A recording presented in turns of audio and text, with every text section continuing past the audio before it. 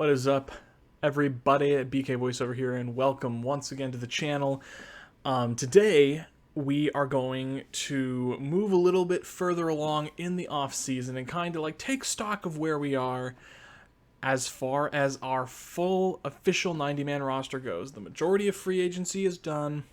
The draft was not this past weekend, but the weekend before. We've signed all of our UDFAs. We've had rookie minicamp. We have not had any. We did not have any signings come out of rookie minicamp. So because of that, with our 9 draft picks and our 14 signed UDFAs, we're basically wrapped up as far as our 90-man roster goes. Obviously, there's probably going to be a couple of things that are going to change. There's going to be some veteran signings, I assume, between now and OTAs and training camps. So this is hardly going to be the final roster. But since we're past all the major points in the offseason, I think it's a good time to sit back and kind of take stock of the 90-man roster as it stands today. Well, I guess 90-man roster with air quotes, because technically we have 91 players on this roster. One of our players, Aaron Donkor, who's a linebacker, he's part of the International Player Pathway Program. He's from Germany. And, excuse me. My goodness. So yeah, International Player Pathway Program players do not count against the roster cap. So technically we have 91 players on our 90-man roster. And that will also move over to our practice squad. So instead of having a 16-player maximum for your practice squad, it's actually 17 for us, which is pretty nice. So without further ado, let's kind of take stock of where we are as far as position groups go. Starting with probably the biggest question mark on the roster at this point, and that is quarterback. We did re-sign Geno Smith, so your quarterback room right now looks like Geno Smith, who, again, was a free agent. We re-signed him on a 1-year deal. Drew Lock, who was part of the Russell Wilson trade. Jacob Eason, who we picked off of waivers from the Colts last season. And then Levi Lewis, who was an undrafted free agent out of Louisiana Lafayette that we picked up. So again, just hearing them talk about it, I think obviously QB is a massive hole. I mean, you're not going to fill a Russell Wilson-sized hole in one offseason, that's for sure. But yeah, talking with other Seahawks fans and listening to what Pete has to say, it sounds like they're pretty much done adding quarterback talent. Obviously, that can change, and you should take everything that Pete says with a grain of salt. But it sounds like they're out on the Baker Mayfield sweepstakes, so they're probably not going to. It makes literally no sense for them to trade for him at this point. If they cut him, I don't see an issue with bringing him in, but we'll see what happens there. So yeah, quarterback room, still very suspect. It's definitely not a strength of this team, that's for sure. Moving on to running back. Currently, we have 7 players on the roster. We got Rashad Penny, who had a breakout last third of the season last year. Re-signed on a 1-year deal. Kenneth Walker, who we drafted in the 2nd round, really solid running back out of Michigan State. Chris Carson, still dealing with that neck injury, that neck surgery he had back in December. Listening to Pete talk, Chris Carson doesn't really sound like he has a very good chance of playing. Hopefully he's able to come back, but I would not put much stock in Chris Carson. I would be surprised if he even makes the roster. You got Travis Homer and DJ Dallas, solid backups for the most part. Then you got Josh Johnson, who was on the practice squad last year, and Darwin Thompson, who was an early pickup during the offseason. Fullback, of course, I know he's listed as a linebacker, but he'll always be a fullback to me, and that is Nick Bellore. Solid pickup. He's pretty much a pure special teamer. He comes to play some offensive snaps. But yeah, solid keep. Now we got the wide receiver room. I had this just one row for wide receivers previously, but I ended up breaking that down so it's actually easier to see. So our wide receiver room, actually for the most part, is actually pretty good shape. Of course, you got that 1-2 punch with Tyler Lockett and DK Metcalf, 2 amazing wide receivers. Eskridge is, I think, slotted to be your wide receiver 3. Did lose a good chunk of last season to that terrible concussion he suffered in week 1, but with a full off season, being fully healthy, I think he'll really come up to speed. I think he'll be a difference maker in this offense for sure. Freddie Swain, obviously, he played decently enough, filling in for Eskridge when he was injured at wide receiver 3. But Freddie Swain, in all honesty, is nothing more than a wide receiver a wide receiver 4 is his. I think a wide receiver 3 is his ceiling, but wide receiver 4 is where he is right now. Bo Melton, fantastic pickup in the draft. I had a 4th round grade, or lots of people had a 4th round grade on him, me included, and we got him in the 7th. So fantastic pickup. I think he's going to be a core special team contributor. So fantastic pickup. Penny Hart, we know what Penny Hart is. He's a special teamer and an occasional gadget guy. Derek Young, also took him in the 7th round of the draft last year. Pretty good get. I don't see him making the roster right now, but who knows? Maybe he could really impress us in the preseason and during training camp. So, Cody Thompson, Aaron Fuller, Kay Johnson, they were all in the practice squad last year. Not really much to talk about. They're practice squad level players. They're almost certainly not going to make the roster. And then Jake Kurzlow and Demetrius Robertson are the 2 new ones. These guys are 2 of the UDFAs that we signed after the draft, of course. I don't know a whole lot about them. I do need to do a little more research into them, but for the most part, we're fairly deep, I would say, at this point. Just taking a look at the wide receiver room. Tight end was definitely bolstered a bit during the Russell Wilson trade. So Noah Fant, I think, absolutely is going to be your tight end 1 as it stands now. We just re-signed Will Dissly to a big contract, which I still think was a bad choice to sign him for that much money. But anyways, he's an above average blocker. He's a good route runner. He'll be your tight end 2 in this offense. Colby Parkinson showed flashes. He really improved as a blocker last season. He just hasn't been able to get on the field, and I don't understand why, because everything I can see, he's just amazing. So hopefully he sees the field more. He needs that first touchdown, really needs it. And then as far as the rest of them goes, Tyler Mabry, he's a practice squatter at best. He did come in. He's a blocking tight end almost exclusively. And then John Mitchell and Cade Brewer were 2 UDFAs that we picked up. Cade Brewer came out of Texas. I think John Mitchell came out of Florida Atlantic. I'm probably wrong. I'll have to go double check that. But yeah, a couple of tight ends. Practice squatters at best is my assumption at this point. Now moving on to the offensive line, we really fortified this in the offseason. We signed Austin Blythe, who I think is a definite upgrade over Ethan Posick. At center, we also drafted Charles Cross with the number 9 overall pick to solidify the left side of that line, as well as getting, in my opinion, a massive steal in right tackle Abraham Lucas in the 3rd round. I think both Charles Cross, Abraham Lucas are your starting tackles day 1. However, it's not a for sure thing. I think Jake Curhan is also going to push for is going to make a big push in training camp. At the very least, even if he loses out to Lucas, you have a pretty good backup in Jake Curhan. Stone Forsythe is kind of the odd man out in this. He's not really right tackle. He played like 14 offensive snaps last season. But anyways, at this point, he'll be backing up Charles Cross. And then Greg Island, he was a practice squatter last season. He's probably going to be a practice squatter again this season. I think he is the only tackle that doesn't make the roster at this point. At your interior offensive line positions, you got Gabe Jackson, Austin Blythe, Damian Lewis. I think at this point are pretty much penciled in as your starters. I think if there is going to be any upsets, I think Phil Haynes could possibly take that starting left guard spot from Gabe Jackson. Or whatever guard spot he ends up. I put Damian Lewis at right guard because I think he should be playing at right guard, and Gabe Jackson should be moved to left guard. But anyways, Phil Haynes could beat out Gabe Jackson. I would love to see it. I think Phil Haynes is great. The issue with him has always been injuries. Kyle Fuller, I still cannot understand for the life of me why they re-signed this guy. He is a liability every single time that he walks onto the field. But there he is. Dakota Shepley, he's another backup interior offensive lineman.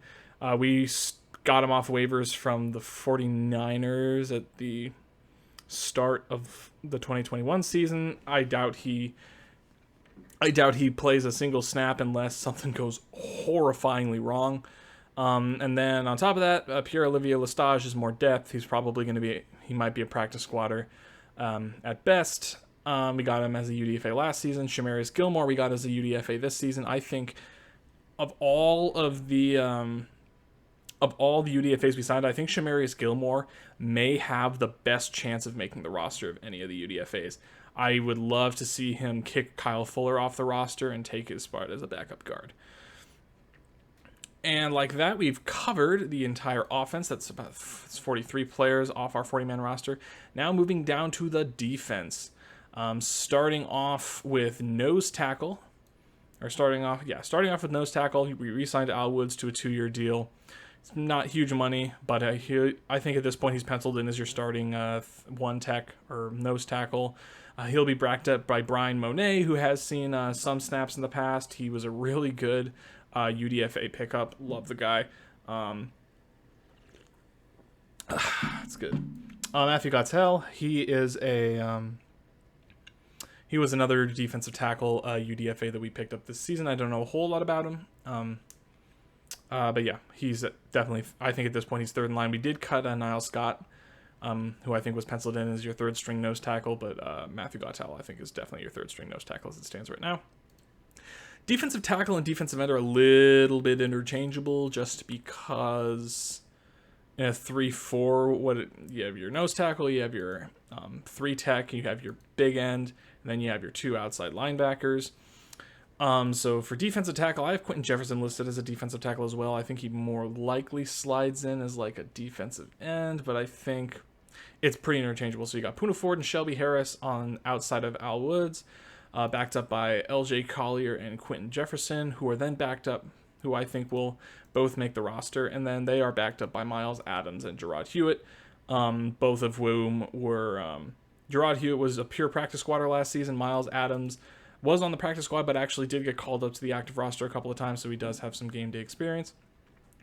Moving into the outside linebackers, I think as it stands right now, unless Boye Mafe massively blows the pants off of everybody during training camp and OTAs in the preseason, I think your 2 outside linebackers starting outside linebackers are basically penciled in to be Darrell Taylor and Uchenna Nwosu, who we signed from the Chargers last season to a 2-year deal.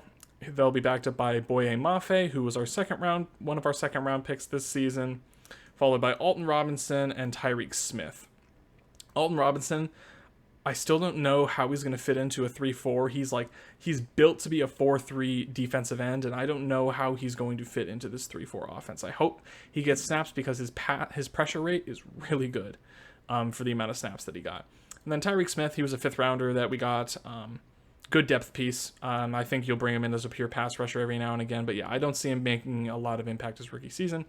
Alex Chongum, I think, was briefly on the roster last preseason and maybe during the regular season, but I can't remember. And then Josh Onujogu, he was a pickup. He was a UDFA pickup. Again, practice squad player, I think, at best at this point, just because the defensive line, all the guys in front of him are pretty much stacked up. Moving to your inside linebacker position, it's the top is fine. Jordan Brooks, I think, is slated. Jordan Brooks at this point and Cody Barton are slated to be your starting inside linebackers in this 3-4, but after that it gets kind of thin. Got Ben Burke-Irvin, who is coming off an ACL injury. You got Joel Iyiegbuniwe, who was never really anything more than a special teamer with the Bears, but hopefully he can really turn it on and get more defensive snaps. John Radigan was a great UDFA pickup we had last season, played well on special teams, but he's also coming off of an ACL tear late in the season. I doubt he's ready. I doubt he will be ready to start this season. Tanner Muse, we got him off waivers from the Raiders, I think. He was a 3rd round pick back in like 2020, I think. But either way, I really hope he's able to. I think he's a prime practice squad candidate at this point that I hope gets called up periodically because I think he offers a lot. He can also play safety, so that's another nice thing. And then, of course, you got Lakeem Williams, who's really undersized. I doubt he makes the roster. I think he'd be lucky to make the practice squad at this point. Aaron Doncor, of course, is going to make the practice squad because he doesn't count towards your practice squad allocation. So, makes no reason for you to cut him. And then V. Jones, he was actually a very intriguing UDFA signing that they had. He comes from an NFL lineage. He has 2 brothers that play in the NFL. His dad won 3 Super Bowls with the Cowboys, I think. So, and from what I'm hearing from people in from the initial rookie minicamp, they really like this guy. So I think he's another prime candidate to, at the very least, I'm convinced he'll be on the practice squad. But he could also get called up occasionally, I think, and be a fantastic special teamer. So those are your inside linebackers. Moving down to corner, I have it split out into nickel and outside corner. So starting with your outside corners, I think this is very fluid at this point. I think for the time being, Sidney Jones and Trey Brown are sort of penciled in as your tentative starters. However, Sidney Jones, he had an amazing season last year. Didn't record an interception, but was one of the highest rated corners in the league by several advanced metrics. So I think you can kind of pencil in Sidney Jones for one of the starting spots. Trey Brown is a little bit more of a question. I mean, when he played last season, he didn't play in many games. I think he started. He got some limited snaps and then really got started filling in for injuries, and he was fantastic. He was fantastic in the games that he played, and then we lost him for the rest of the season with a knee injury. And it sounds like it was like a lingering knee injury that they finally got fixed. So hopefully it doesn't come back, but I think injury concerns for Trey Brown and especially Sidney Jones, like this was the first season where he was like healthy for the vast majority of the season. So while I think these two are penciled in to be your starters at this point, it is very, very fluid, just because of injuries. And in that case, Kobe Bryant and Tariq Woolen. Kobe Bryant, I think, could start day one in the NFL at this point. Tariq Woolen, definitely more of a project, but I think his ceiling is sky high. Even if he does not get on the field as a starter this season, I think that he is going to be an amazing starting corner, probably in the next couple of years. Outside of that, you have Artie Burns, who we signed on a really small deal from the Bears. I think he is definitely at risk of not making the roster at this point, especially with these two picks. Michael Jackson, he played really good for us in limited snaps last season. Again, prime practice squad candidate. I doubt he makes the roster. Matt Cole, he's a wide receiver we converted to wide receiver. Honestly, at this point, I doubt he even makes the practice squad. Josh Valentine Turner, I don't really know a whole lot about him. I still need to go do some research. But for the most part, I think, practice squad or at best. I don't know if he makes the final roster or even the final practice squad roster. Looking at your nickel corners, Ugo Amadi was slated to be the starting nickel. That was before Seattle went out and signed Justin Coleman again. For some reason, I thought he was a lot older than he is. He's only 28. But yeah, Justin Coleman, fantastic nickel corner, had 1 year where he was arguably the best nickel corner in the entire NFL. And I think he stole Ugo Amadi's job from under him. Honestly, I would not be surprised if Ugo Amadi is a cap casualty sometime during the offseason. Seattle saves $2.5 million against the cap this season if they cut him. And then John Reed, he played some limited snaps due to COVID, IR, and other players getting injured, and he was actually pretty serviceable in his in the snaps that he played. I think he would slide in as more of like a nickel corner backup at this point, but he does have some good experience. He can also play outside. Next up, you got your safeties. This one is like a no-brainer. Quandre Diggs and Jamal Adams are penciled in as your starters. That's not up for debate. Marquise Blair and Ryan Neal are going to back them up. Josh Jones played I think he played in the last game of the season. He had a pass deflection against the Cardinals, which is really nice to see. We actually re-signed him and then cut one of our other players to make sure he had a spot. But yeah, I think he's a prime practice squad candidate. I don't think he makes the 53-man roster. Then Joey Blunt, Deontay Williams, Scott Nelson, Bubba Bolden. They are all UDFAs. All UDFAs that we signed in this offseason. I think a couple of them have a good chance of making the practice squad. I think Bubba Bolden will absolutely make the practice squad if he's not claimed off of waivers. I also think Joey Blunt has a good chance to make the practice squad. Deontay Williams and Scott Nelson, I've heard literally nothing about these two. I doubt they even make the practice squad. But yeah, and then last but not least, special teams. Nothing really new here. You got Jason Myers, still your kicker. We didn't draft a kicker. We didn't bring any kickers in for tryouts, so assume that Jason Myers is going to be your kicker for the season. Michael Dixon, signed an extension. He's not going anywhere. He's your starting punter, even though we did bring in a punter out of Washington, Race Porter, for rookie minicamp. No signings came out of that, nor do I think you would. Tyler Ott's still your long snapper. No change there. So if you go up and you count them all up, that adds up to 91 total players on the roster. And aside from maybe a few signings here and there, this looks like it's going to be your 90-man roster for the most part. I mean, of course, it's way too early to determine who's going to be on the 53-man roster, but yeah, those are your 91 players that are currently on the roster. How about you do me a favor before you go and hit the like button down below and subscribe and hit the bell icon to be notified when I post new videos. And how about for today's prompt, you comment down below who you think is one of the UDFAs or a player that comes out of left field that you think is going to make the roster. All right. Thanks, guys. You have a great one, and go Hawks.